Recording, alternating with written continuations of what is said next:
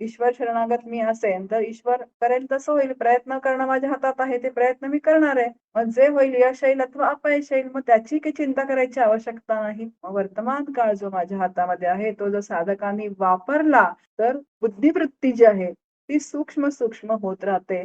आणि अशी जेव्हा सूक्ष्म होते तेव्हा कुठेतरी किंचितसा अंदाज येऊन जातो की असं तत्व आहे. जेव्हा ती वर्तमानात राहते तेव्हा काय तर तिथे आनंदाची स्थिती आहे. माऊलींची ओवी आहे, पुढील पैस पारुखे मागील स्मरावे ते ठाके ऐसिये सरसे भूमिके समाधी राहे. बघा समाधीची व्याख्याच माऊली करतात. भूतकाळातल्या घटना आठवू नका, भविष्य काळाची चिंता करू नका आणि अशी जी सरस भूमिका आहे तिला समाधी असं म्हटलेलं आहे. चतुर्दश ब्रह्मनिरूपणाचा समास आपला झाला होता. चतुर्दश ब्रह्मनिरूपणाच्या शेवटच्या ओवीमध्ये समासाच्या समर्थ असं म्हणतात की ह्या संपूर्ण समासामध्ये समर्थांनी 14 ब्रह्म सांगितलेली आहेत आणि ती ब्रह्म कशी कल्पित आहेत ह्याचा संपूर्ण अगदी छान विस्तृत स्पष्टीकरण समर्थांनी केलंय. आणि समर्थ म्हणतात की अजून हा विषय जो सांगितलेला आहे तो स्पष्ट करू, पण केवल ब्रह्माचा साक्षात्कार जो आहे म्हणजे या 14 ब्रह्मांच्या ही 14 ब्रह्म जे ती मिथ्या आहेत. पण एकच जे केवळ सत्य ब्रह्म जे आहे त्याचा ते ब्रह्म मी आहे असा अनुभव जो यायचा आहे आपल्याला, तर त्या ब्रह्माचं विवरण निरूपण जे आहे ते समर्थांनी पुढच्या समासामध्ये केलेलं आहे. त्याला विमल ब्रह्म निरूपण. आता विमल म्हणजे ज्याला मल नाही असं विमल ब्रह्म. विमल ब्रह्म निरूपणाचा समास आपल्या समोर आहे. आणि समर्थांनी केवल ब्रह्म हा एक शब्द वापरलाय. म्हणजे 14 ब्रह्मांच्या निरपेक्ष एकमेव अद्वितीय परब्रह्माचं वर्णन करण्यासाठी त्यांनी परत काय घेतलेलं आहे तर 15व्या आणि 16व्या नावाचा आधार घेतलाय. एक केवल ब्रह्म आणि आता हे जे म्हणतायत ते विमल ब्रह्म. यावरून आपल्या लक्षात येईल की परब्रह्माचं वर्णन करणं जे आहे ते किती कठीण आहे. श्रुती सुद्धा काय म्हणतात तर न इति न इति, म्हणजे त्या परब्रह्माचं आम्हाला वर्णन करता येत नाही. समर्थ म्हणतात हे ब्रह्म कसं आहे. विमल ब्रह्म निरूपणाचा समास आहे. ब्रह्म नभाहून निर्मळ पाहता तैसेची पोकळ अरूप आणि विशाळ मर्यादे वेगळे. आता हे ब्रह्म कसं आहे तर नभाहून निर्मळ आहे. म्हणजे आकाशाला शब्द हा गुणाचा मळ आहे. का विमल म्हणजे जो मल नाही त्याला विमल असं म्हटलंय. आता हे मल एक थोडासा विचार करूयात आपण की मला म्हणजे कुठला मल तर 3 देहांचा मल नाही, नंतर 3 अवस्थांचा मल नाही, 3 कालांचा मल नाही. म्हणजे ह्या मिथ्या सृष्टीमध्ये जे जे काही संपूर्ण विषय येतात जे ज्ञानेंद्रियांना गोचर होतात तो कुठलाही मल त्या विमल ब्रह्माच्या ठिकाणी नाहीये. आपण मागच्या चतुर्दश ब्रह्मामध्ये बघितलं होतं की शब्द जे आहेत ते शब्द आपल्या जवळ नेतात, पण त्या शब्दांचा सुद्धा मल त्या विमल ब्रह्माच्या ठिकाणी सहन होत नाही. ते शब्द सुद्धा मागेच पडावे लागतात. म्हणून समर्थ या पहिल्या ओवीमध्ये म्हणतात हे ब्रह्म कसं आहे तर नभाहून निर्मळ आहे. असं का बरं म्हणतायत तर नभाला शब्द हा जो आहे तो एक काय त्याचा गुण आहे. म्हणजे तो मळ आहे शब्द आकाशाचा. पण ब्रह्म हे आकाशालाही व्यापून असल्यामुळे ते कसं आहे तर तिथे म्हणजे शब्द बघा शब्द हा आकाशाचा गुण आहे आणि शेवटी जो आहे तो शब्द जो आहे तो शब्द मागे फिरल्याशिवाय जे वाणी मौनावलाशी आहे त्या परब्रह्माची अनुभूती येत नाही. आता हे परब्रह्म कसं आहे तर आकाश जसं संपूर्ण व्यापक आहे, सगळीकडे आकाश आहे म्हणजे पोकळी आहे. पण ब्रह्मात काय आहे तर आता ब्रह्मात पोकळी आहे असं म्हणू का आपण तर त्या आकाशालाही काय तर परब्रह्म व्यापून आहे. आणि त्या आकाशाच्या पोकळीमध्ये म्हणजे अनंत कोटी ब्रह्मांड जे आहेत ती अनंत कोटी ब्रह्मांड सामावलेली आहेत. पण ब्रह्म मात्र कसं यापेक्षा तर ते रूपरहित आहे आणि अमर्याद ते व्यापक आहे. आता ह्याच्यामध्ये सगळं अनंत कोटी ब्रह्मांडांमध्ये जो सगळा व्याप आहे तो व्याप समर्थांनी 2 ओव्यांमध्ये दिलेला आहे पुढच्या. समर्थ म्हणतात 21 स्वर्गे सप्त पाताळ मिळवून एक ब्रह्मगोळ ऐसी अनंत ते निर्मळ व्यापून असे. आता त्याच्यामध्ये काय आहे अनंत कोटी ब्रह्मांडांमध्ये तर 21 वर्ग आहेत, 7 पाताळ आहेत. त्याला ब्रह्मगोळ असं म्हटलेलं आहे. आणि या 21 वर्गांना सप्त पाताळांना हे ब्रह्म जे आहे ते व्यापून आहे. आता अनंत ब्रह्मांडांच्या आत आणि बाहेर अशी एकही जागा नाही की तिथे ब्रह्म नाहीये. म्हणजे ते खचाखच असं भरून आहे. श्रुती म्हणते ओतश्य प्रोतश्य. ज्याप्रमाणे हंडा असा ओतप्रोत धान्याने भरलेला असतो. आपण म्हणतो की आता कितीही हलवला तरी ह्याच्यामध्ये एकही दाणा मावणार नाही. अगदी त्या पद्धतीने या अनंत कोटी ब्रह्मांडामध्ये आत आणि बाहेर व्यापून काय आहे तर परब्रह्म जे असं ओतप्रोत भरलेलं आहे. जळी स्थळी काष्ठी पाषाणी ऐसी वदे लोकवाणी तेणे विण रीता प्राणी एकही नाही.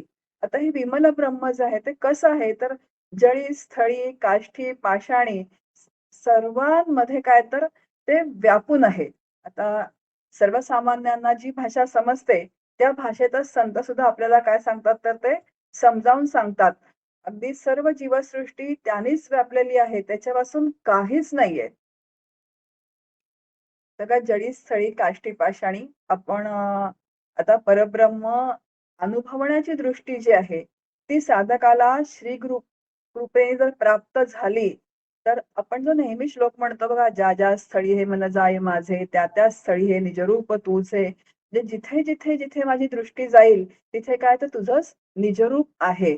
आता ही दृष्टी कशी आहे तर ही अनुभव आल्यानंतरची दृष्टी आहे.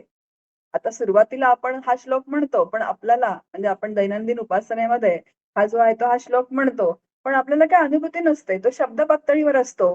पण जर खरोखरी मला त्या पद्धतीने अनुभूती आली, की सर्वत्र काय आहे तर ओतप्रोत हे परब्रह्मच भरलेलं आहे आणि जळात, स्थळात, काष्ठात, पाषाणात या संपूर्ण सृष्टीमध्ये जे आहे ते परब्रह्म भरलंय आणि अनुभवाचं ज्ञान प्राप्त झाल्यानंतर जी एक नवीन ज्ञानदृष्टी असते, तिथे भेद म्हणून काही अनुभवाला येतच नाही. तर फक्त एकच विमल ब्रह्म जे आहे, जे एकमेव अद्वितीय केवल ब्रह्म जे आहे, तेच फक्त अनुभवाला येतं. आता अनुभवाला येतं म्हणजे काय, ते ब्रह्म मीच झालेली असते आणि ते ब्रह्म मीच झालेली असल्यामुळे अंतर्बाह्य जी आहे ती माझी दृष्टी काय होते तर ती बदलून जाते. कारण जे आत असतं तेच आपल्याला सर्वत्र अनुभवाला येतं. हा अनुभव आहे. आता आपल्या आतमध्ये काय आहे तर अनेक कामक्रोधादी आहेत आणि त्यामुळे सहजच ते उफाळून वरती येतात. पण आतमध्ये जर त्या परब्रह्म तत्वाची अनुभूती आली, केवल ब्रह्माची अनुभूती आली, तर जे आत आहे तेच आपल्याला सगळीकडे अनुभवाला येणार आहे. म्हणून समर्थ सांगतायत, की जळी स्थळी काष्ठी पाषाणी हा तर आपला अनुभव नाहीये. हा त्यांना आलेला अनुभव आहे समर्थांना. पण आपल्याला अनुभव अजून नाहीये. पण आल्यानंतर काय होईल तर सगळीकडे ते परब्रह्मच ओतप्रोत भरलेलं आहे. कशाप्रमाणे?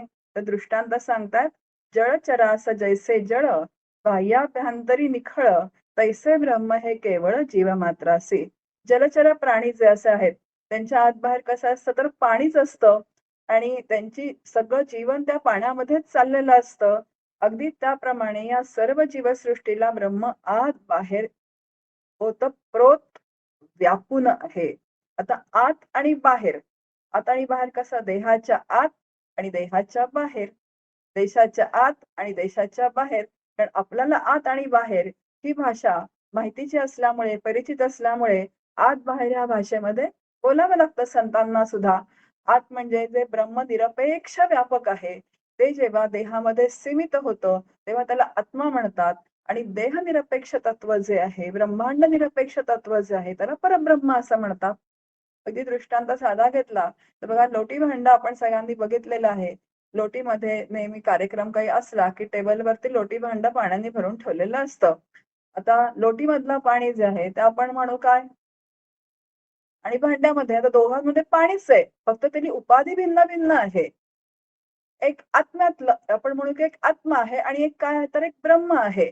असं सोपं समजून घ्यायचं. म्हणून देह सापेक्ष तत्वाला आत्मा म्हणतात, देहनिरपेक्ष तत्वाला परब्रह्म म्हणतात. असं आत आणि बाहेर फक्त उपाधी भेदाने ते आपण त्याला आत्मा म्हणतो आणि उपाधीचा निराश झाला की तेच काय तर ब्रह्मतत्व आहे.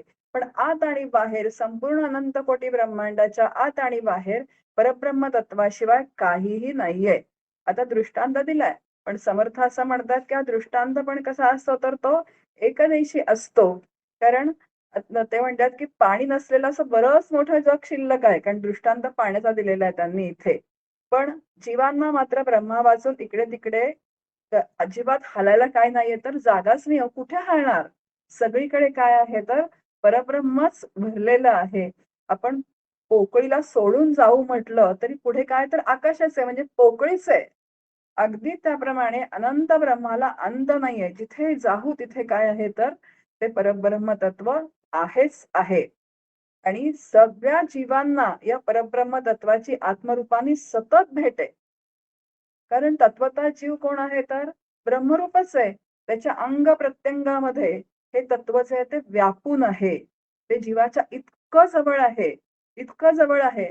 पण तरी जवळ असून सुद्धा ते काय होतं तर ते अनुभवाला येत नाही. म्हणजे जीव ब्रह्मरूप आहे असं शास्त्र सांगतं, संत सांगतात, सद्गुरू सांगतात, पण तरी सुद्धा त्याला अनुभवाला येत नाही. आता इथे आपण थोडासा एक लॉजिकचा विचार करू, की ब्रह्मरूप जीवच जो आहे तो ब्रह्मरूप आहे असं आपल्याला संत सांगतात. पण हे मला थोडं बुद्धीला पण पटलं पाहिजे, की मीच ब्रह्मरूप आहे. आणि जेव्हा मीच ब्रह्मरूप आहे, असं जेव्हा मला पटेल, तेव्हाच अभ्यासाकडे किंवा साधनेकडे जे आहे, ते आपली प्रवृत्ती होऊन जाईल. बघा आता थोडासा आपण इथे विचार करूया, की मीच ब्रह्मरूप म्हणजे जीवच जो आहे, तो ब्रह्मरूप कसा आहे? एक खूप छान डॉक्टर काका नेहमी उदाहरण देतात आणि त्या उदाहरणाच्या द्वारे आपण हे समजावून घेऊयात, की जीवच ब्रह्मरूप कसा आहे? असा काही अनुभव आहे का दैनंदिन जीवनामध्ये आपल्याला? असा की जीवच ब्रह्मरूप आहे अनुभवण्याचा? तर आता आपल्या सगळ्यांना अनुभव आहे, की जेव्हा जन्मलेलं मूल आपण बघतो, तेव्हा ते मूल जेव्हा जन्माला येतं, तेव्हा ते मूल सुरुवातीला रडतं, जन्मल्या-जन्मल्या. आता ते रडलं तर बाकीचे लोक काय म्हणतात, "हां, एक नॉर्मल आहे बरं का." आणि ते सगळे आनंदी होतात. ते सगळे हसतात, की "हां, आता नक्की काय आहे तर हा जगणार." कारण मूल जन्मल्यानंतर ते रडलं पाहिजे आणि जर नाही रडलं तर मात्र सगळे गंभीर चेहरे करून बसतात आणि मग त्या रडवायला त्या डॉक्टरांच्या पण खटपटी-लटपटी सुरू होतात. म्हणजे माणसाचं आणि जगाचं नातं पहिल्यापासूनही असं आहे. रडलं तर लोक हसतात आणि नाही रडलं तर लोक काय होतात तर बेचैन होतात. यालाच काय म्हणतात तर प्रपंच असं म्हणतात. आता मुलं का रडतात? आपण थोडा छान विचार करूयात. म्हणजे जीवच ब्रह्मरूप आहे आणि अशा काही प्रेरणा माझ्या आतमध्ये आहेत का? तर लहान मुलं जी आहेत ती का रडतात? 1 भूक लागली की रडतात. 2 दुपटं भिजलं तर थंडी वाजते म्हणून रडतात. आणि 3 जर जवळपास त्यांच्या काळोख झाला, एकदम काळोख झाला आणि कुठलीच चाहूल लागली नाही, तरी ती मुलं रडतात. आता ही रडण्याची 3 कारणं आहेत. परत सांगते, भूक लागली की रडतात, दुपटं भिजलं आणि मग खूप गार-गार वाटतं म्हणून ती रडतात आणि आसपास जर काळोख झाला आणि कोणाची चाहूल लागली नाही, की कोणी आपल्या आजूबाजूला नाहीये, तरी मुलं ती रडतात. मग या रडण्याची जी 3 कारणं आहेत, त्यामागच्या प्रेरणा कोणत्या आहेत? त्याला इन्स्टिंक्ट असं म्हटलेलं आहे. इन्स्टिंक्ट म्हणजे प्रेरणा. तर पहिली जी आहे ती इन्स्टिंक्ट फॉर सर्व्हायव्हल. बघा भूक लागली की ते रडतं. आता भूक का लागते? तर अस्तित्व टिकवण्यासाठी. कारण शरीराच्या वाढीसाठी भूक लागते. याचा अर्थ इन्स्टिंक्ट फॉर सर्व्हायव्हल ही सर्वांच्यामध्ये एक कॉमन काय तर प्रेरणा आहे. आणि ही प्रेरणेचा हा उगम कुठे आहे? तर सद्रूप आत्म्यामध्ये या प्रेरणेचा उगम आहे, की मी असलं पाहिजे, मी जगलं पाहिजे, मी टिकलं पाहिजे. म्हणजे इन्स्टिंक्ट फॉर सर्व्हायव्हल. दुसरी जी प्रेरणा आहे ती चिद्रूप आत्म्यापासून ज्ञानाची प्रेरणा म्हणजे इन्स्टिंक्ट फॉर नॉलेज. तर मला दिसलं पाहिजे, मला कळलं पाहिजे आणि यासाठी लहान मूल जे आहे, ते टकमक-टकमक काय असतं इकडे-तिकडे बघत असतं. पण आपलं एवढं कुठे लक्ष असतं, मुलगा जन्माला आला, की तो कोणासारखा झाला, तो कोणासारखा दिसतोय, तो काळा आहे, का गोरा आहे, हा आपण व्यावहारिक सत्तेमध्ये विचार करतो. पण या 3 इन्स्टिंक्टचा मात्र आपण कधी विचार करत नाही. कारण आपण प्रापंचिक आहोत आणि हे उपद्व्याप डोक्यात चाललेले असतात. हे विचार कुठे डोक्यात आपल्या येतायत? आता तिसरी जी आहे ती इन्स्टिंक्ट फॉर हॅपीनेस. आता दुःख भिजलं की काय होतं तर गार पडतं आणि गार लागलं त्याला की त्याला दुःख होतं आणि दुःख झालं की ते मूल रडायला लागतं. अशा 3 कारणांनी नवीन जन्माला आलेलं मूल रडायला लागतं. मग आता या 3 ज्या इन्स्टिंक्ट आहेत, या 3 इन्स्टिंक्टचा सोर्स काय आहे? तर इन्स्टिंक्ट ऑफ सर्व्हायव्हलचा सोर्स आहे सत म्हणजे अस्तित्व टिकवण्यासाठी. अस्तित्व टिकवण्यासाठी ते रडतं, भूक लागली की आई त्याला दूध पाजते आणि दूध पाजलं की त्याच्यावरती काय होतं तर ते वाढतं. जे इन्स्टिंक्ट ऑफ सर्व्हायव्हलचा सोर्स जो आहे तो सत म्हणजे अस्तित्व टिकवण्यासाठी मी टिकलं पाहिजे. नंतर इन्स्टिंक्ट ऑफ नॉलेजचा सोर्स आहे चित म्हणजे जाणण्यासाठी मला काहीतरी कळलं पाहिजे. म्हणून ते काय करतात तर खूप एकदम ते रडायला लागतं काळोख झाला की की मला दिसलं पाहिजे, मला कळलं पाहिजे, माझ्या जवळ कोणी नाहीये. तिसरा जो आहे तो इन्स्टिंक्ट ऑफ हॅपीनेस चा सोर्स आहे आनंद, म्हणजे सुखाची अपेक्षा असते. आता दुपटं भिजलं की त्याला दुःखाची जाणीव होते आणि दुःखाची जाणीव झाली की ते रडायला लागतं. दुपटं बदललं की त्याला सुखाची जाणीव होते आणि परत त्याला काय तर आनंदाची तिथे अनुभूती येऊन जाते. आता याचा अर्थ असा आहे की या 3 ज्या इन्स्टिंक्ट आहेत म्हणजे ह्या ज्या प्रेरणा आहेत, त्या कुठून आलेल्या आहेत? याचा सोर्स कुठे आहे? तो सच्चित आनंदामध्ये आहे. सत म्हणजे माझं अस्तित्व टिकलं पाहिजे. चित म्हणजे मला काहीतरी कळलं पाहिजे आणि आनंद म्हणजे मला दुःख नको, तिथे सुखाची अपेक्षा असते. तर या मूळ ज्या प्रेरणा प्रत्येक जीवामध्ये ज्या असतात, या कुठल्या आहेत? कारण जीव जो मूळचा आहे तो कोण आहे? तर तो सच्चिदानंद आहे. हा जो माझं मूळचं स्वरूप जे सच्चिदानंद आहे, त्या आत्म्याचा मला शोध घ्यायला हवा. म्हणून या जिथून या इन्स्टिंक्ट हा जो मला मिळतात या प्रेरणा ज्या मिळतात, हे जर मला कळलं आणि अशा सच्चिदानंद आत्म्याशी मी जर एकरूप झाले, तर इन्स्टिंक्ट देणारा व इन्स्टिंक्ट घेणारा शिल्लकच राहत नाही. आणि असा देणारा आणि घेणारा जेव्हा शिल्लक राहत नाही, तेव्हा सच्चिदानंद रूप ब्रह्म मी आहे, असा अनुभव येतो आणि मी जगलंच पाहिजे, हा हट्ट नाहीसा होतो. या जगातलं सगळं ज्ञान मला झालंच पाहिजे, मला कळलंच पाहिजे, हा हट्ट नाहीसा होतो. बघा कितीतरी आहे, नाहीतर आपल्या घरामध्ये खूप अशा व्यक्ती असतात किंवा आपल्याला सुद्धा, की सतत काहीतरी घरात काही चालू असला विषय, की मला कळलं पाहिजे. काय चाललंय? खरं म्हणजे त्याच्यामध्ये आपला रोल फारसा काही नसतो. पण तरी आतली जी एक ती प्रेरणा असते ना, ती सतत म्हणत असते, की मला कळलं पाहिजे, मला कळलं पाहिजे. पण आता एक जाणलं, की सगळं जाणल्यासारखं होतं. हे जे उपनिषद सांगतं त्याचं काय झालं? त्याचं जे व्हायचं ते झालं. पण मला व्यावहारिक सत्तेमध्ये मात्र सगळं कळलं पाहिजे. पण मला कळलं पाहिजे ही जी प्रेरणा आहे, ही प्रेरणा आली कुठून? तर त्या चित्रूप आत्म्यापासून आली. मी टिकावं, मग मृत्यूपंथाने जाऊ नये, ही प्रेरणा आली कुठून? तर ती सतपासून आली. मी आनंद असावा, मला दुःख नको. कायमस्वरूपी मला काय पाहिजे? तर सुखच पाहिजे. ही प्रेरणा आली कुठून? तर त्या आनंदापासून, म्हणजे सच्चित आनंदापासून. मग ज्या अर्थी या प्रेरणा सर्वांमध्ये सातत्याने आहेत, त्या अर्थी मी सच्चिदानंद स्वरूप असलं पाहिजे. म्हणून इथे समर्थ म्हणतात, की सर्व जीवांना ब्रह्माची आत्मरूपाने सतत भेट आहे. मी आहे, मी आहे. नंतर मी मी टिकावं, मला सगळ्या गोष्टी कळाव्या. मी असे आणि भासे. जो एक अद्वैत मकरंद नावाचा ग्रंथ आहे, त्याच्यामध्ये एक काकांची खूप छान ओवी आहे. मी असे आणि भासे. मला मी आहे, मी मला कळतो आणि मी आनंदरूप असावं, याच्यातील प्रेरणा आहे. म्हणून सच्चिदानंद ऐसे रूप माझे. आणि म्हणून सच्चिदानंद हे माझं मूळचं स्वरूप आहे. आणि ते तत्व जे आहे ते आत बाहेर सर्वत्र व्यापून आहे आणि ते इतकं जवळ आहे, इतकं जवळ आहे, पण ते अनुभवाला येत नाही. बघा आता किती जवळ आहे हो. जर मला अनुभव आला तर तेच मी आहे.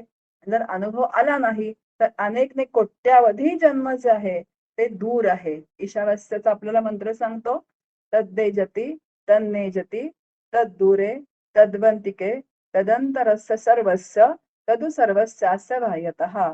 जवळ आहे, दूर आहे, आत आहे, बाहेर आहे, खाली आहे, वर आहे. आता आपल्याला ज्या भाषेमध्ये सांगायचंय त्या भाषेमध्ये संपूर्ण आपल्याला हा विचार ईशावास्यामध्ये सांगितला आहे. म्हणजे ते कुठे नाही अशी जागाच नाहीये. इतकं ते काय आहे तर आपल्या आत बाहेर ओतप्रोत भरून आहे. तयामध्येची असिजे परी तयास नेणिजे उमजे भास नुमजे परब्रह्म ते. जे सर्व जीवसृष्टी ब्रह्मातच आहे, पण तरी सुद्धा ती त्याला जाणत नाही. कारण अध्यस्त अधिष्ठानमय असून ते कल्पित असतं आणि अध्यस्थाला अधिष्ठान जाणणं संभवच नसतं. आता कसं आहे, की इथे म्हटलं, की जग कसं आहे तर हे अध्यस्त आहे. त्याला अधिष्ठान कोणाचं आहे तर परब्रह्माचं आहे. आता अधिष्ठानावरती अध्यस्त आहे कसं आहे तर आभासात्मक आहे. मग जे आभासात्मक आहे त्याला अधिष्ठानाचा अनुभव येईल का? नाही येणार. मग काय होईल तर होणाऱ्या सविशेष ज्ञानाच्या रूपाने त्याचं अस्तित्व जाणवतं पण अनुभव येत नाही. आता सविशेष ज्ञानाच्या रूपाने त्याचं अस्तित्व जाणवतं. कसं? तर एकामागून एक जो मला बोध होतो वस्तूंचा, बघा माझ्या समोर ग्रंथ आहे, ग्रंथानंतर मला बोध होतो आहे मोबाईलचा, मोबाईल नंतर बोध होतो आहे अजून माझ्या समोर फ्रेम आहे. जे प्रतिबोध त्याला म्हटलेलं आहे. का जो प्रतिबोध होतो, एकामागून एक जो मला बोध होतो, त्याच्या मागे जो बुद्धरूप आत्मा आहे, म्हणून मला प्रत्येक गोष्टीचा बोध होतो. पण आपलं लक्ष कशाकडे असतं? तर आपलं लक्ष त्या बोधांकडे असतं. हा मोबाईल कुठून आणला? हा मोबाईल मला असाच मिळेल का या कंपनीचा? हे पुस्तक कुठून आणलंयस तू? मग मला हे असं मला तू आणून देशील का? म्हणजे आपलं त्या कशाकडे लक्ष असतं? तर त्या बोधाकडे लक्ष असतं. अनेक वस्तूंच्या बोधाकडे लक्ष असतं. पण बोधाच्या मागे जो बुद्ध आहे, जो नित्य शुद्ध बुद्ध आत्मतत्व आहे, त्याच्याकडे मात्र पूर्ण दुर्लक्ष असतं. पण त्यांनी असं म्हटलं, की त्याची जाणीवच नसते आपल्याला आणि बाकी अध्यस्त जे आहे ते सगळं कसं आहे, तर ते आभासात्मक आहे. ते सत्य नाहीये. पण आकाशामध्ये आभाळ, तेणे आकाश वाटे ढवळ, परी ते मिथ्या निवळ आकाशाची असे. आता पुढे समर्थांनी 4 दृष्टांत दिलेले आहेत, की आकाशात ढग जर जमून आले, तर आपल्याला काय वाटतं, की आकाश मळलं. पण आकाश प्रत्यक्षात कधीच मळत नाही, कारण ते निर्मळच आहे. आता ते ढग काय अनेक ढग येणार आहेत त्याच्यावरती आणि अनेक ढग काही काळ टिकणार आहेत आणि ढग जाणार आहेत. आपण म्हणतो ना, आभाळ आलं. आभाळ आलं म्हणजे काय ते जाणार आहे कधी ना कधीतरी. ते म्हणून मग आकाश मात्र काय होतं तर जसंच्या तसंच असतं. ते त्यांनी मळत नाही. ते काळे ढग जे आहेत ते बरसले, की परत आपल्याला जे निर्भेळ आकाश आहे ते अनुभवाला येऊन जातं. म्हणून नेहार देता आकाशी, चक्रे दिसती डोळ्यांसी, तैसे दृश्य ज्ञानियांसी मिथ्यारूप. आकाशाकडे आपण दिवसा जर टक लावून पाहिलं, तर डोळ्यापुढे रंगीबेरंगी चक्र भासतात. त्याप्रमाणे ब्रह्मज्ञानाच्या दृष्टीने दृश्य जगत हा भास आहे आणि मिथ्या आहे. तर दृष्टांत दिलेले आहेत. त्यांनी की आकाशाकडे बघितलं तर अनेक आपल्याला रंगीबेरंगी त्याच्यामध्ये आकार दिसतात. ते परत काही काळ टिकतात आणि कालांतराने ते नष्ट होतात. अगदी त्याप्रमाणे ब्रह्मज्ञानाच्या दृष्टीने तो जगामध्ये हा राहत असतो, जीवन व्यतीत करत असतो. पण हा दृश्य जगत हा संपूर्णपणे भास आहे, मिथ्या आहे, असा त्याच्या बुद्धीचा निश्चय झालेला असतो. कसा? तर ज्याप्रमाणे ही चक्र किंवा हे जे आकार आहेत, हे काही काळ निर्माण होतात, टिकतात आणि जातात. अगदी त्याप्रमाणे ही सृष्टी जी आहे, ही सुद्धा निर्माण होते, काही काळ टिकते आणि त्या कालांतराने ती नष्ट होते. म्हणून ती पण कशी आहे, तर ती मिथ्या आहे. जे कायमस्वरूपी टिकत नाही, ते काय तर मिथ्या आहे आणि जे असतची असे, जे आहेच, त्याला सत्य असं म्हटलेलं आहे. पुढे अजून एक दृष्टांत दिलेला आहे, की मिथ्याची परी आभासे, निद्री स्तांस स्वप्न जैसे, जागा झाली अपैसे बुजू लागे. आता गाढ झोपेमध्ये अचानक स्वप्न पडलं, तर त्यातील दृश्य भ्रामक असली तरी ती काय वाटतात तर सत्य वाटतात. पण जाग येताच त्याचं मिथ्यत्व लक्षात येऊन जातं. अगदी त्याप्रमाणे स्वतः ब्रह्मानुभव घेतल्यानंतर म्हणजे ब्रह्मज्ञानाने अविद्येच्या निद्रेतून जाग आल्यावर दृश्य जगत माईक असल्याचं लक्षात येऊन जातं. त्या गाढ झोपेमध्ये सगळ्यांना स्वप्न कधी ना कधीतरी पडलेलंच असतं आणि स्वप्नामध्ये आपल्याला अनुभव पण येतो. त्याचा परिणाम पण आपण जागे झाल्यानंतर आपल्या शरीरावर दिसतो. जर वाईट स्वप्न पडलं तर आपण घाबरतो. चांगलं स्वप्न पडलं तर एक आनंदाची अनुभूती आपल्याला अंतःकरणाला जाणवते. पण तरी उठल्यानंतर ते लक्षात येतं, की हे काय होतं स्वप्न तर भ्रामक होतं. काय व्हावं लागतं फक्त स्वप्न भ्रामक आहे कळण्यासाठी? फक्त झोपेतनं जाग यावी लागते. दुसरं काहीच नाही. जाग आली की कळतं, की स्वप्न हे स्वप्न होतं. आता स्वप्न पडतं आपल्याला, की हे स्वप्नकाळी मी स्वप्न बघितलं आणि स्वप्न कधी सत्यामध्ये उतरू शकत नाही. जाग आली की ते मिथ्या आहे. पण अगदी त्याप्रमाणे ज्यांना ब्रह्मानुभव आलेला आहे, म्हणजेच इथे समर्थ म्हणतात, की ज्यांना ब्रह्मज्ञानाने काय झालंय तर अविद्येच्या निद्रेतून जाग आली आहे. आता अविद्या म्हणजे काय? तर हे जग सत्य आहे, हा देह सत्य आहे, मी कर्ता आहे, मी भोक्ता आहे. ही सगळी काय तर अविद्या आहे.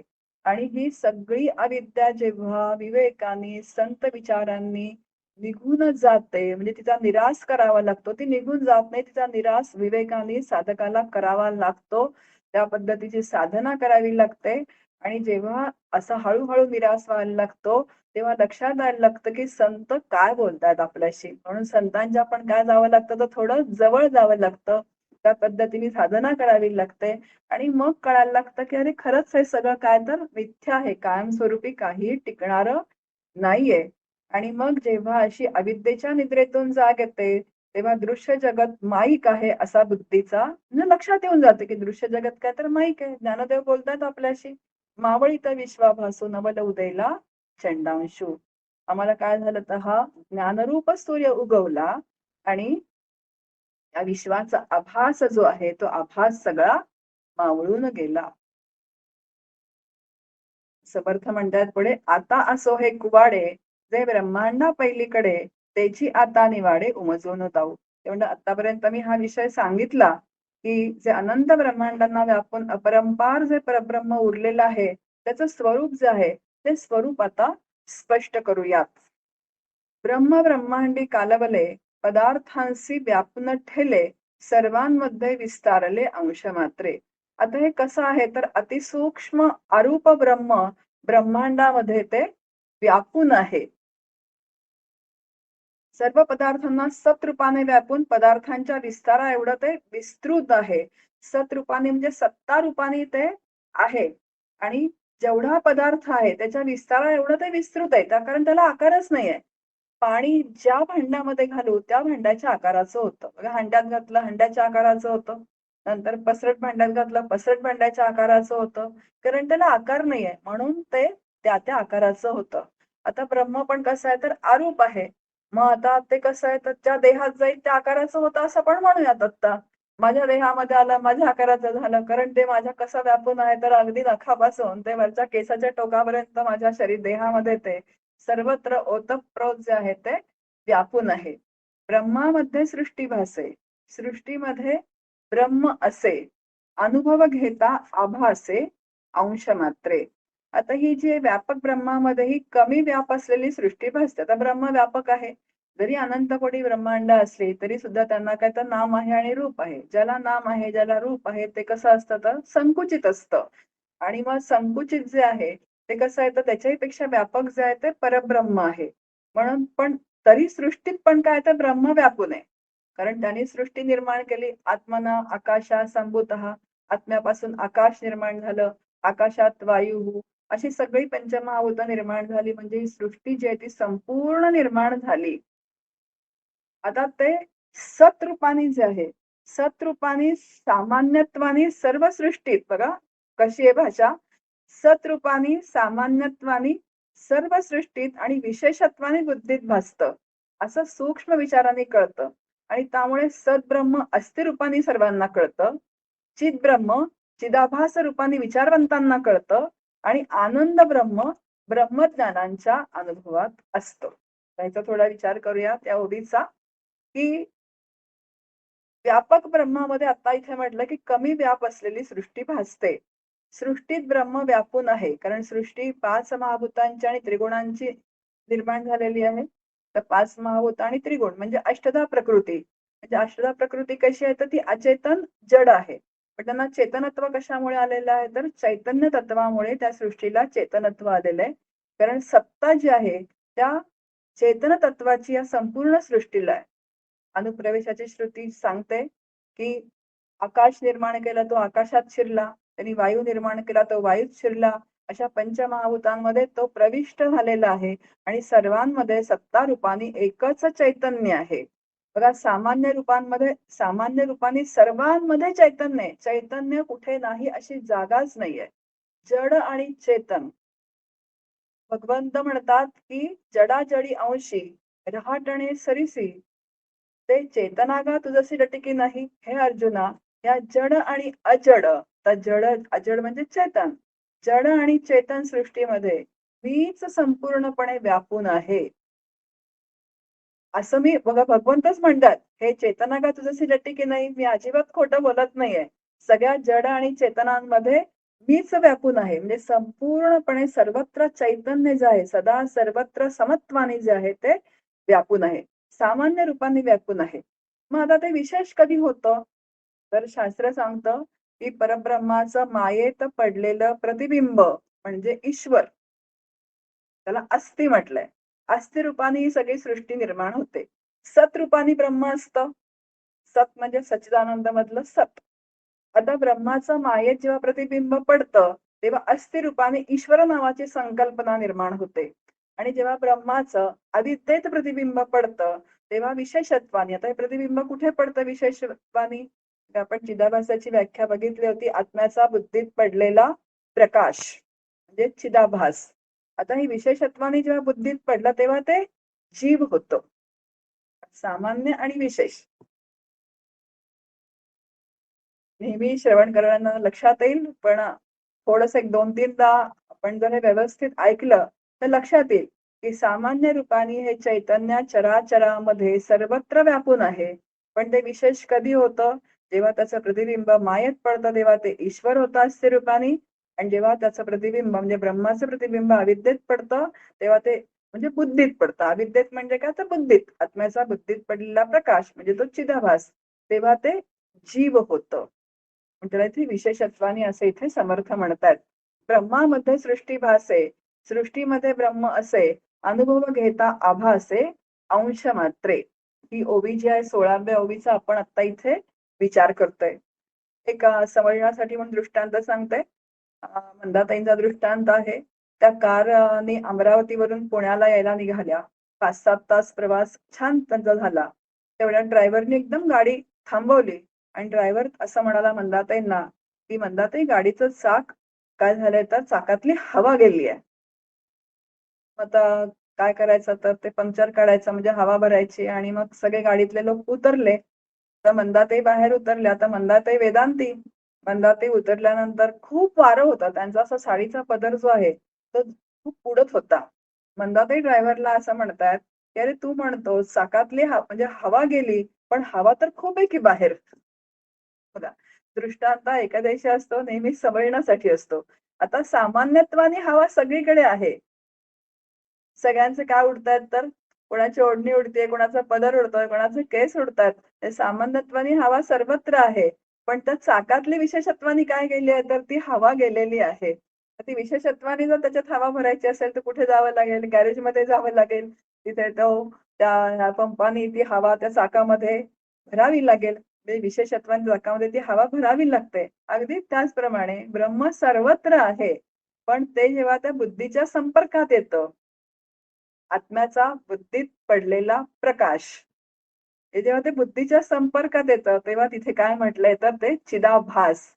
म्हणजे आत्म्याचा बुद्धीत पडलेला प्रकाश, हे तीनही मिळून काय होतं तर हा जीव नावाची संकल्पना निर्माण होते.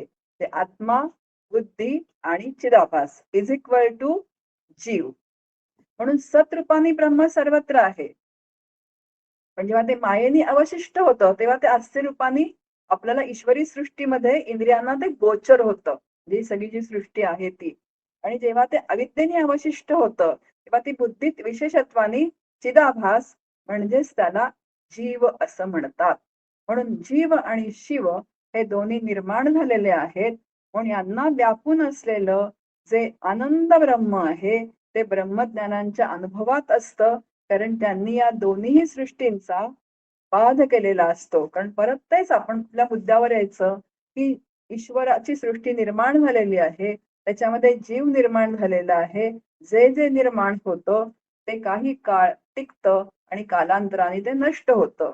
म्हणजेच ते आभासात्मक असतं. त्याला आभास म्हणा, त्याला अध्यस्त म्हणा, त्याला मिथ्या म्हणा. अनेक शास्त्रकारांनी त्याला शब्द दिलेले आहेत. पण मग ते मिथ्या आहे, ते आभासात्मक आहे असा ज्ञानाच्या बुद्धीचा निश्चय झालेला असल्यामुळे त्यांनाही व्यापून असलेलं म्हणजे अनंत कोटी ब्रह्मांडांना व्यापून असलेलं केवळ ब्रह्म मी आहे असा अनुभव त्यांना आलेला असल्यामुळे अखंड त्यांची स्थिती जी असते ती कशी असते तर जसं ब्रह्म असतं तशी स्थिती असते त्यांची. स्थितप्रज्ञाची लक्षणं वाचावीत आपण. कशी स्थिती असते ती? पराशांत स्थिती असते.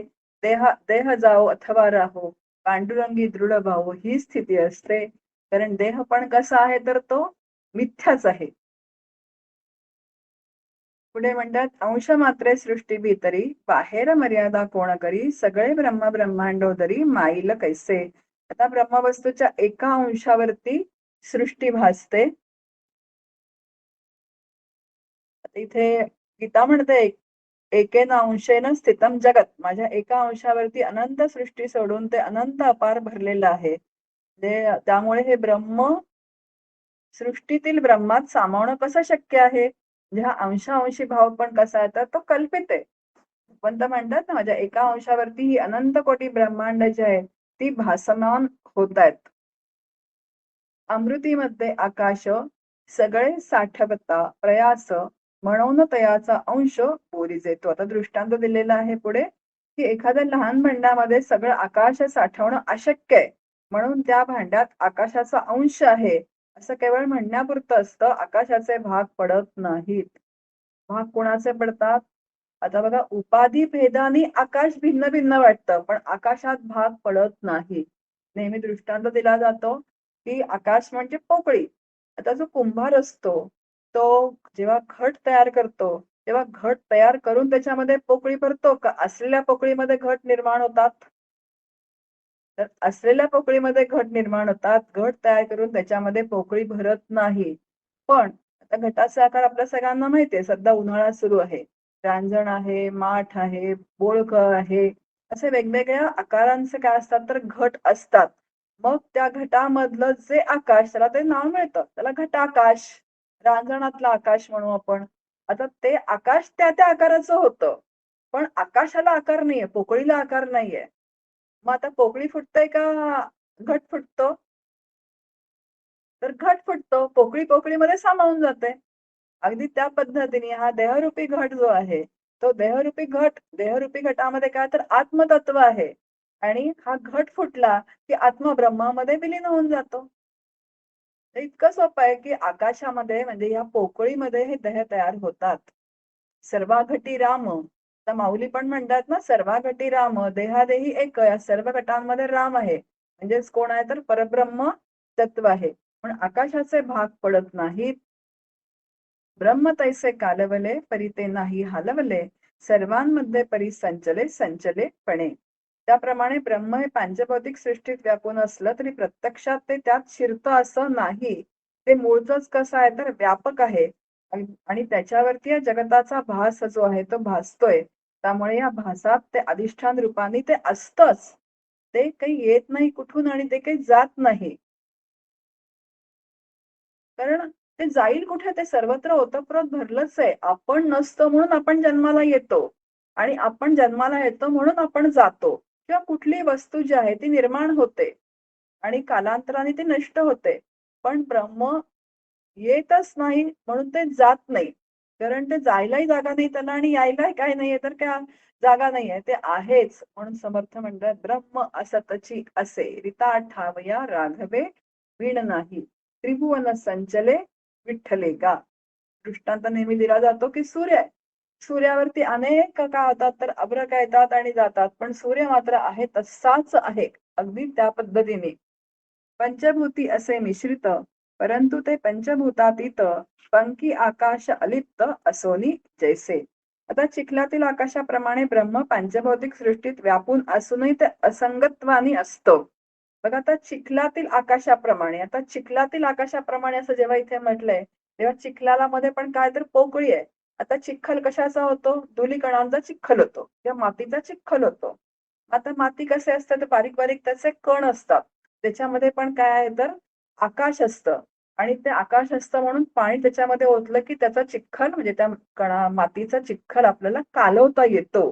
मग असं काही आहे का परब्रह्म तत्व की त्याचे कण आहेत, मग त्याच्यात काहीतरी ओतलं की काहीतरी घातलं की त्याचे कालवता येते? असं अजिबात नाही. किंवा असं कालवलं की सृष्टी निर्माण झाली, असं काही आहे का? तर असं अजिबात नाहीये. म्हणजे चिखलातल्या आकाशाप्रमाणे ब्रह्म पांचभौतिक सृष्टीत व्यापून असूनही जे परब्रह्म जे आहे की त्याच्यापासून सृष्टी निर्माण झाली, म्हणजे त्याच्यावरती आभासात्मक सृष्टी निर्माण झाली आणि त्या सृष्टीमध्ये सुद्धा ते व्यापलेलं आहे. ते नाही अशी जागाच नाहीये.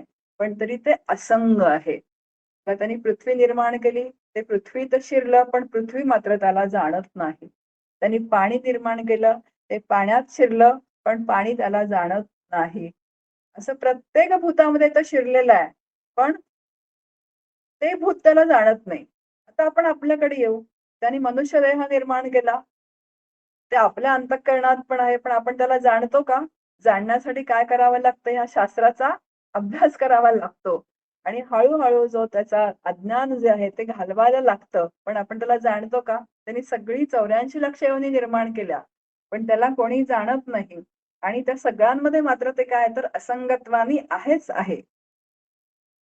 म्हणून ब्रह्मास दृष्टांत न घडे, बुझावया देणे घडे, परी दृष्टांती साहित्य पडे विचारिता आकाश. तर एकमेव चिद्घन ब्रह्माला दृष्टांत देण्यासाठी दुसरं असं काहीच नाही आहे, कारण ते एकमेव अद्वितीय तत्व आहे. पण समजूत पटण्यासाठी मात्र ते सांगावं लागतं की अमक्या अमक्यासारखं आहे, कारण काहीतरी उदाहरण द्यावं लागतं. आणि दृष्टांत देण्यासाठी जास्तीत जास्त जवळचं नेहमी उदाहरण जे दिलं जातं ते सूक्ष्म तत्व आकाश. म्हणून एवढंच काय आहे ते आकाशाचे आहे. त्याला खं ब्रह्म असं ते म्हणतात. खं ब्रह्म ऐशी श्रुती, गगन सदृशम हे स्मृती, म्हणून ब्रह्माचा दृष्टांती आकाश घडे.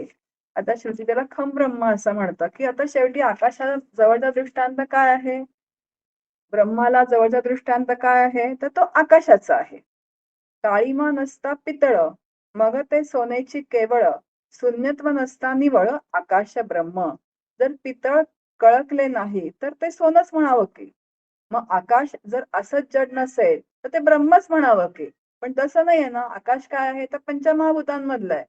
ते अचेतन जड आहे, म्हणून ते ब्रह्म असणं शक्य नाही. म्हणून ब्रह्माला आकाशाचा आणि मायेला वायूचा दृष्टांत नेहमी दिला जातो. आता काहीतरी समजायला पाहिजे की नाही आपल्याला. मग आकाशाला व्यापू नये. मग आकाश म्हणजे ब्रह्म नाही, कारण आकाश हे पंचमहाभूतांमधलं आहे. पण आकाशालाही व्यापू नये परब्रह्म तत्व आहे, की आकाशाच्या कारणीतनं चाळून घ्यावं इतकं ते सूक्ष्म तत्व आहे. माऊली म्हणतात हरिपाठामध्ये, गगनाहुनी वाड नाम आहे. तर नाम वाडे म्हणजे काय, तर परब्रह्म हे त्याला कसं आहे तर ते व्यापून आहे. म्हणून शब्दसृष्टीची रचना होत जात क्षणक्षणा, परंतु ते स्थिरावे ना वायूचकी. आता शब्द आकाशाचा गुण आहे. शब्द सतत बोलले जातात, पण शब्द पण कसा असतो तर स्थिर नसतो. तो अस्थिर असा शब्द असतो. आता शब्द हा आकाशाला गुण आहे, मग नंतर वायूचा स्पर्श हा गुण आहे. आता ही सगळी सृष्टी जशी निर्माण झाली, जे सगुणात आली ही सगळी पंचमहाभूत. आता ते एक शास्त्र अजून वेगळं आहे. तर तन्मात्रा म्हणतात ती सूक्ष्म होती, मग ती इंद्रियांना गोचर घालण्यासाठी स्थूल झाली, ती सगुण झाली आणि ती आपल्याला प्रत्यक्ष इंद्रियांना ती अनुभवाला यायला लागली. मग एकमेव अद्वितीय असलेलं हे शाश्वत ब्रह्म जे आहे, आता हे कशाला व्यापून राहतं? त्या बहुविध विनाशी मायेला सुद्धा ते व्यापून राहतं. ते कुठे आता हे का बरं समर्थ परत परत सांगतायत, की आपल्या ज्या अनुभवातल्या गोष्टी आहेत, त्याला सतत हे परब्रह्म आहे, आहे, कुठे नाही असं ते तत्व नाहीच आहे. पुढे म्हणतात पृथ्वीसी भेदून आहे, परी ते ब्रह्म कठीण नव्हे, तुझी उपमा न साहे तया तत्वासी. आता ब्रह्म हे पृथ्वीला भेदून आहे म्हणजे ते सुरुंगाप्रमाणे पृथ्वी फोडतं का? तर असं नाहीये. तर ते पृथ्वीमध्ये व्यापून आहे. पण ते ब्रह्म कठीण नाहीये, तर ते मृदू आहे. मृदू म्हणजे काय? तर सूक्ष्म आहे. त्याचा अर्थ सूक्ष्म आहे. मऊ असा अर्थ इथे घ्यायचा नाहीये. तर ते अत्यंत कसं आहे तर ते सूक्ष्म असं तत्व आहे. आता पुढे समर्थांनी खूप तो विस्तार दिला. प्रत्येक महाभूतामध्ये ते कसं आहे, कसं आहे. पृथ्वी नष्ट झाली तरी ब्रह्म नष्ट होत नाही किंवा त्याप्रमाणे ते तसंच म्हणजे आपण म्हणतो, की वायू तर नष्ट होत नाही, पण ही पंचमहाभूतं जी आहेत, ही सगळी म्हणजे ही सृष्टी संपूर्ण अनंत कोटी ब्रह्मांड नष्ट झाली, ती ब्रह्म नष्ट होत नाही. यासाठी पुढचे 5 ते 7 दृष्टांत समर्थांनी इथे दिलेले आहेत. शरीर अवघे व्यापले, परी ते नाही आढळले, जवळीच दुरावले नवल कैसे. आता ब्रह्म शरीर भर व्यापून आहे, पण ते कुठेच सापडत नाही. पण इतकं जवळसून त्याची ताटातूट होते, कारण आपलंच बुबुळ आपल्याला दिसत नाही. अगदी त्या पद्धतीने आपल्या देहामध्ये हे तत्व असलं तरी सुद्धा इतकं जवळ येते आपल्या, पण तरी सुद्धा ते आपल्याला अनुभवाला येत नाही. पण ते कसं आहे? सन्मुखची चौकडे, तयामध्ये पाहणे घडे, बाह्याभ्यंतरी रोकडे सिद्धच आहे. जिकडे डोळे फिरवावेत तिकडे ते आहेच. आपण पाहतो त्याच्यातून ते आत बाहेर प्रत्यक्ष नित्य सिद्ध सगळीकडे आहे. पण त्या अनुभवाला का येत नाही? कारण कसं आहे ते अत्यंत सूक्ष्म आहे, अरूप आहे, अनाम आहे, जे नाहीये, जे अदृश्य तत्व आहे तेच आहे आणि जे दिसतंय कारण आपली अंतःकरण वृत्ती जी आहे या दृश्यामध्ये रंगलेली आणि रमलेली असल्यामुळे आणि दृश्य सृष्टी स्थूल असल्यामुळे ती अंतःकरण वृत्ती सूक्ष्म तत्वाचा वेध घेऊ शकत नाही. पण अभ्यासाने अभ्यासाने यद दृष्टम तम नष्टम, जे जे दिसतं ते ते नाहीसं होतं असा सतत बुद्धीचा निश्चय करत साधकाला राहावं लागतं. मग जे दिसतं त्याचा व्यवहारामध्ये आहे तो उपयोग करून घ्यायचा, पण त्याच्या अनुसंधानात राहायचं नाही. एक साधन आहे साधकासाठी. आपलं काय होतं की व्यावहारिक सत्तेमध्ये व्यावहारिक पदार्थांचा किंवा व्यक्तींचा जो आपल्याला उपयोग आहे तो पाहिजेच आपल्याला व्हायला. पण आपण काय करतो त्यांच्या अनुसंधानात राहतो. तो उपयोग करून म्हणजे उपयोग करून किंवा व्यावहारिक सत्तेमध्ये जो आपला काही त्यांचा संबंध असतो, तो संबंध आपण वापरून तिथल्या तिथे सोडून देत नाही. तर आपली अंतःकरण वृत्ती सतत त्याला धरून राहते आणि त्या स्थूल पदार्थांना किंवा स्थूल व्यक्तींना जोपर्यंत अंतःकरण वृत्ती पकडून बसलेली आहे, तोपर्यंत ती स्थूल बुद्धी सूक्ष्म तत्वाचा वेध घेणं कदापिही शक्य नाही. आणि म्हणून मायेचा निराश हे जे म्हणतात ते कसा करायचा मायेचा निराश? आता तोच हा पूर्ण ग्रंथभर आपल्याला विचार सांगतायत, की स्थूल पदार्थांमध्ये जो काही असेल तो उपयोग करून घ्या, पण त्याच्यामध्ये अंतःकरण वृत्ती मात्र गुंतवून ठेवू नका. म्हणून तयामध्येची आपणा सबाह्य ते जाणं, दृश्या वेगळी खूण गगनासारखी. आपल्या सर्वांचा ब्रह्मात समावेश आहे. आपल्या आत बाहेर ते व्यापून आहे, पण अदृश्य आहे. आकाश जसे दिसत नाही, तसे ते दिसत नाही. ते कसं आहे तर अदृश्य आहे. पण जिथे सर्व रिकामेच रिकामे वाटते, तिथे ते घनदाट भरलेले आहे. जसं आपलंच पुरलेलं धन आपल्याला दिसू नये, अगदी त्याप्रमाणे. मग तोपर्यंत काय करायचं? तर श्रद्धेने स्वीकारायचं. आता की ते तत्व आहे. आता आपली संतांवर श्रद्धा आहे, आपली सद्गुरूंवर श्रद्धा आहे, आपली भगवंतावर श्रद्धा आहे. माझ्या अर्थी भगवंत भगवद्गीतेमध्ये सांगतायत, संत सतत सतत ग्रंथांमध्ये सांगतायत. तर मग नक्की ते तत्व आहे. आणि मग तत्वाचं अनुसंधान, मग नामानुसंधान असू देत, आत्मानुसंधान असू देत, अभ्यासाने ते अनुसंधान ठेवण्याचा सातत्याने प्रयत्न करावा. बुद्धीचा निश्चय तसा करत राहावा.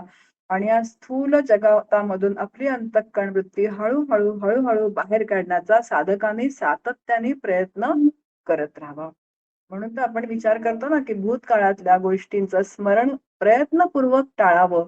भविष्य काळाची चिंता अजिबात करू नये आणि अखंड साधकाने वर्तमानात राहावं ही साधकाची साधना आहे. आता भूतकाळातल्या गोष्टी कोण पकडून ठेवतं? अंतःकरण वृत्ती पकडून ठेवते.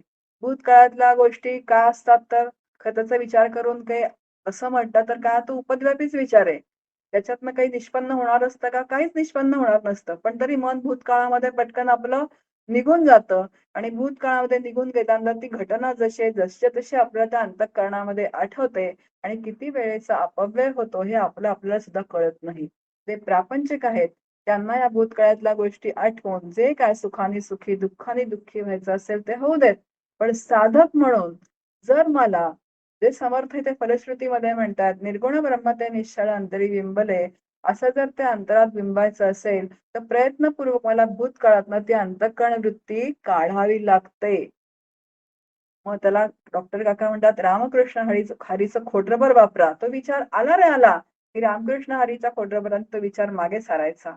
भविष्यकाळातली चिंता करून तर काहीच उपयोग नाही, कारण ते माझ्या हातात काहीच नाहीये. ईश्वर शरणागत मी असेन, तर ईश्वर करेल तसं होईल. प्रयत्न करणं माझ्या हातात आहे, ते प्रयत्न मी करणार आहे. मग जे होईल यश येईल अथवा अपयश येईल, मग त्याची काही चिंता करायची आवश्यकता नाही.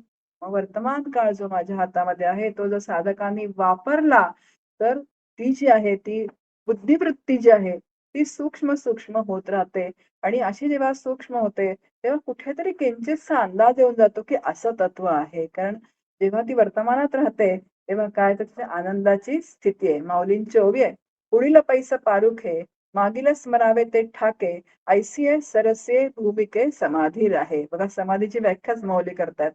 भूतकाळातल्या घटना आठवू नका, भविष्य काळाची चिंता करू नका आणि अशी जी सरस भूमिका आहे तिला समाधी असं म्हटलेलं आहे.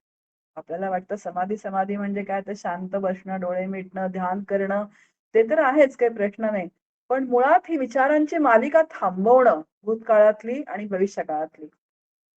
आणि जेव्हा आपण वर्तमानामध्ये असतो, तेव्हाच बघा एक थोडं अंतर्मुख होऊन विचार करा, की किती काळ आपण वर्तमानामध्ये असतो साधक म्हणून. एक तर आपण भूतकाळातली घटना आठवत असतो, नाहीतर भविष्यकाळात मन धावत असतं. मग हे जेव्हा साधकाला कळतं, तेव्हा त्यांनी प्रयत्न करून त्या मनाला काय करायचं आहे, तर वर्तमानामध्ये ठेवण्याचा प्रयत्न करायचा आहे. आणि जेव्हा तो साधक असं सातत्याने वर्तमानात ठेवण्याचा प्रयत्न करेल, आता हा सगळ्यांना सराव आहे. कारण सहजच माणसाचा स्वभाव आहे, की ते कधी मागे जातं हे आपल्याला सुद्धा कळत नाही. पण जेव्हा कळतं, तेव्हा त्याला ओढून आणायचं. जेव्हा चिंता करतं पुढची, तेव्हा त्याला म्हणायचं, "तू चिंता करू नकोस. तू आत्ता रामकृष्ण हरी म्हण किंवा काहीतरी अभ्यास असेल आपल्यासमोर, पुस्तक असेल, ग्रंथ असेल. त्याला सतत वर्तमानात ठेवण्याची एक साधना साधकाने सातत्याने जर केली, तर खूप आपलं मन जे आहे ते मोकळं होतं. म्हणजे समर्थ म्हणतात, "सदा सर्वदा मोकळी वृत्ती राहे." आणि अशी मोकळी वृत्ती जेव्हा असते, तेव्हा त्या मोकळ्या वृत्तीमध्ये आनंदाशिवाय काहीही नसतं. म्हणून संतांवर श्रद्धा, सद्गुरूंवर श्रद्धा, की ते तत्व आहे. मग त्या ज्या प्रक्रिया मला संत सांगतायत, सद्गुरू सांगतायत, शास्त्र सांगतंय, त्या जर मी वापरल्या, तर आपण म्हणतो इतक्या वर्ष आम्ही अभ्यास करतो आहोत, इतक्या वर्ष आम्ही नाम घेतो आहोत, पण तरी आम्हाला अनुभूती येत नाही. याचं कारण त्या आपण जशा वापरायला पाहिजे, वापरत नाही असं नाही म्हणत आहे, पण जशा वापरायला पाहिजे, तशा आपण त्या वापरत नाही आणि त्यामुळे आपल्याला त्या पद्धतीने तशी ती अनुभूती येत नाही. आणि एकदा का अनुभूती आली, की मग त्या मनाला चटक लागते. मग माऊली म्हणतात ना, "या मनाचे नि एकनिके." त्या मनाला काय लागली पाहिजे, तर चटक लागली पाहिजे. जशी त्या मुलाला चॉकलेटची चटक लागते. मग ते म्हणतात, "अजून चॉकलेट दे, अजून चॉकलेट दे." त्या पद्धतीने त्या अनुभूतीची एकदा थोडी चटक लागली, की मग ते मन म्हणतं, "नाही हं, मला आता काही भूतकाळातलं आठवायचं नाहीये. प्रयत्नपूर्वक मला ते मागे सारायचंय, कारण मला आनंदाची अनुभूती घ्यायची आहे." ते संत सांगतायत त्या पद्धतीने. बघा, जो जो पदार्थ दृष्टी पडे, ते त्या पदार्थ ऐलीकडे, अनुभवे हे कुवाडे उकलावे. आता म्हणलं की जो जो पदार्थ दिसतो, तो दिसण्याच्या आधी त्या पदार्थांच्या अलीकडे ब्रह्म असतं. आता हे कोड्यासारखं थोडं सांगण्याचं आहे, की अलीकडे, मागे, पुढे, पलीकडे, सृष्टीच्या अंतकाळी, सृष्टीच्या प्रलयकाळी, सृष्टी निर्माण होण्याच्या आधी सगळीकडे काय तर परब्रह्मच परब्रह्म आहे. जे जे रूप आणि नाम, तो तो नाथिलाचा भ्रम, नामरूपातीत वर्म अनुभवी जाणे. आता जिथे जिथे नाम आणि रूप आहे ते कसं आहे तर मिथ्या आहे. म्हणजे ते काय आपण मगाशी म्हटलं ना, अस्तिभाती प्रिय. आता अस्तिभाती प्रिय हे कशातलं ईश्वरी सत्तेमधलं आहे. म्हणजे प्रत्येकाला अस्तित्व आहे. प्रत्येक गोष्ट काय आहे तर आपल्याला कळते आणि प्रिय आहे. आता असून प्रिय आणि नसून प्रिय दोन्ही असतं. आता त्याचा विचार आपण आता इथे करू नये. पुढे हा विषय येईल, तेव्हा आपण तो विचार समजावून घेऊयात. आता अस्तिभाती प्रिय हे ईश्वरी सत्तेतलं आहे आणि नामरूप हे माईक सत्तेतलं आहे. म्हणजे नाम आणि रूप. आता नाम आणि रूप व्यक्तीचं मला नाम दिसतं, त्याचं एक रूप आहे. आता नाम एक माझं आहे समजा सीमा म्हणून. पण मी एक सीमा जरी गेले, तरी अस्तित्व रूपाने आहे की नाही हो? अनेक नामं आहेत. अनेक जाती आहेत. म्हणजे माणसांच्या जाती आहेत, वस्तूंच्या जाती आहेत. म्हणजे ईश्वरी सत्तेमध्ये काहीतरी आहे, आहे, आहे आणि आहे. आता नामरूप हे माईक सत्तेतलं आहे. येतात, टिकतात, जातात. त्या मानाने ईश्वरी सत्ता कशी आहे तर थोडी शाश्वत आहे नामरूपांपेक्षा. आणि अस्थिला सतचं अधिष्ठान आहे. भातीला चितचं अधिष्ठान आहे आणि प्रियला आनंदाचं अधिष्ठान आहे. म्हणजे सच्चित आनंद, अस्थिभाती प्रिय आणि नाम आणि रूप. म्हणून जय जय रूप आणि नाम, तो तो नाथिलाचा भ्रम, नामरूपातीत वर्म अनुभवी जाणे. आता इथे समर्थ म्हणतात नामरूपातीत वर्म जे आहे, आता आपलं लक्ष कशाकडे असतं? नामरूपांकडे असतं. नामरूप कशी आहेत? तर माईक आहेत. आता नामरूप माईक आहे हे मी इथे वाचते. पण आपलं लक्ष नामरूपांकडे गेलं की काय आठवतं मला? त्या नामाचा, त्या रूपाचा इतिहास आठवतो. त्यावेळेस ती माझ्याशी असं वागली होती. त्यावेळेस ती मला असं बोलली होती. आता मी त्याची वेळेचीच वाट बघतेय, की मी कधी तिचं उत्तर काढेन. आता हे नामरूपांमध्ये कोण गुंतलंय? मी गुंतलीये. मग नामरूपांमध्ये गुंतल्यानंतर नामरूपातीत वर्म कसं जाणायचं? म्हणून नामरूप हे माईक सत्तेतलं आहे. त्यामुळे ते बाजूला सारून त्याच्या मागचं अस्तिवादी प्रिय जे ते ईश्वरी सत्तेतलं म्हणजे सगळ्यांमध्ये ईश्वर आहे आणि त्याच्या मागे जे आहे ते सच्चित आनंद पारमार्थिक सत्तेतलं जे आहे, मग तर नामरूपांकडून लक्ष कुठे गेलं? का सच्चिदानंदाकडे. आता कुठलंही नामरूप दिसलं, अगदी प्रिय नामरूप दिसलं तरी सच्चिदानंद, आणि अगदी अप्रिय नामरूप दिसलं तरी सुद्धा आता व्यावहारिक सत्तेमध्ये त्याचा जो संबंध आहे तो काही असू शकतो, प्रियत्वाचा असू शकतो किंवा अप्रियत्वाचा असू शकतो. पण अगदी शत्रुत्वाचा संबंध असला तरी त्याच्यामध्ये कोण आहे? परब्रह्म तत्व आहेच, म्हणजे सच्चित आनंद तत्व आहेच. मग नामरूपांकडून अनुसंधान सच्चिदानंद तत्वाकडे ठेवणं याला साधना असं म्हणतात. पुढे नभी धुमराचे डोंगर उचलती थोर थोर, तैसे दावी गोडंबर मायादेवी. जशी आकाशामध्ये ढगांची गंधर्व नगर भासतात, त्या डोंगराचे आकार भासतात, त्याप्रमाणे मायादेवी जे आहे ते नामरूपांचे भ्रम निर्माण करते. अनेक नामरूपांचे हे भ्रमात्मक आहे, कारण ती येतात, टिकतात आणि जातात. आता मग माया कशी आहे तर विनाशशील आहे, तिचं स्वरूपच तसं आहे. फक्त एक परब्रह्म तत्व ते कसं आहे तर ते शाश्वत आहे, ते सर्वत्र सदा समत्वानी व्यापून आहे. पुढे 42 ते 45 ज्या ओव्या इथे समर्थांनी सांगितलेल्या आहेत, ते समर्थ म्हणतात की अध्यात्माचा ग्रंथ वाचायला लागल्यानंतर त्या अक्षरांमध्ये पण ब्रह्मच आहे. जे डोळे ते अक्षर वाचतात, त्या डोळ्यांमध्ये जराही न खुपता ते ब्रह्मच राहतंय. कानाने शब्द आपण ऐकतो, तर त्या शब्दांमध्ये पण ब्रह्मच आहे. त्या कानामध्ये पण तेच ब्रह्म राहतं. मनाचा विचार करत असताना विचारामध्ये पण मनामध्ये तेच ब्रह्म राहतं. पायामध्ये वाटचाल करत असताना जिथे पाऊल ठेवावं तिथे ब्रह्मच आहे. पावलातील प्राणशक्ती सुद्धा ब्रह्मरूपच असते. एखादी वस्तू आपण उचलायला गेलो तर हात आणि वस्तू यामध्ये सुद्धा ब्रह्म काय तर ते सगळीकडे ब्रह्मच आहे. हे आपल्या अनुभवात ज्या गोष्टी आहेत त्या सगळ्या समर्थांनी इथे सांगितल्या की कुठेही ब्रह्म नाही अशी जागाच नाहीये. म्हणून जे अनुभवायची जाणावे, सृष्टीचेनी अभावे, आपुलेन स्वानुभवे पावे जे ब्रह्म. देह, इंद्रिय आणि अहंकारादी सृष्टीचा विचाराने अभाव करून, म्हणजे विवेकाने त्याचा काय करा, प्रलय करा. देह निर्माण झाला आहे, ही इंद्रिय जी आहेत ही सगळी काय तर निर्माण झालेली आहेत, म्हणजे ही मिथ्या आहेत, असा विवेकाने प्रलय करा आणि ते ब्रह्म मी आहे असा साक्षात्कार करून घ्या. कारण मिथ्या गोष्टींचा निराश झाला विवेकाने की राहतं ते फक्त विमल ब्रह्म.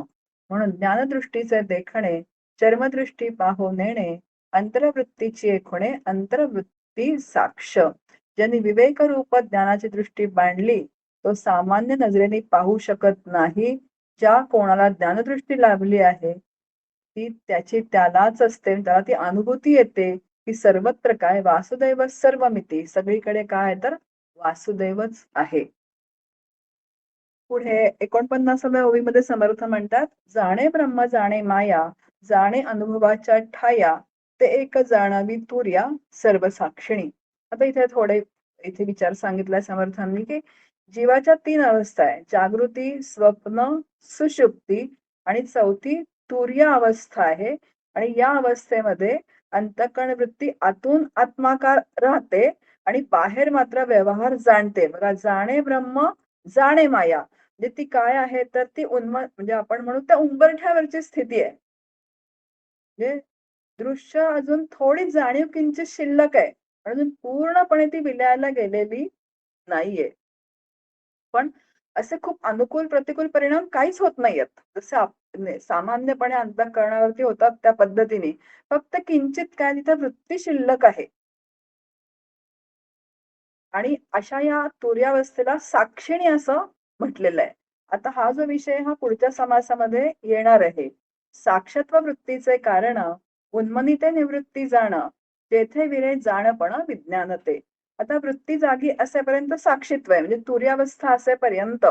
कसं एक उदाहरण बघा की आपण समुद्र किनाऱ्यावर जातो, एक पाय समुद्रात आहे आणि एक पाय आपला वाळूवरती आहे. ह्याला काय म्हटलंय, तुर्यावस्था असं म्हटलेलं आहे. आणि जेव्हा तो वाळूवरचा पाय समुद्रात जाईल तेव्हा ती काय आहे तर ती उन्मनी स्थिती आहे.